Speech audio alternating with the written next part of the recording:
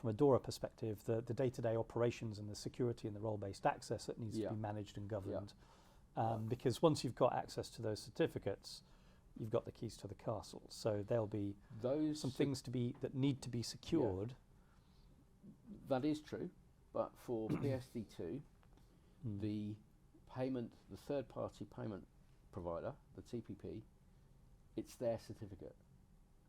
So if you wanted to break that, you'd have to get the private keys from all of those people. But this is where we have solutions that manage access to, for example, HSMs, where the certificate can be stored securely, and then distribute that to the applications that need it, be it an application, a storage system, or something else, and control that. So there's solutions from Guardian and IBM Security in that space. For the mutual authentication certificates. Okay. But then we also have the multiple paths. So the Open Banking Gateway itself is deployed onto 2 remarkably IBM cloud environments that are completely independent of one another. And it connects completely independently to the multiple data centers of the bank.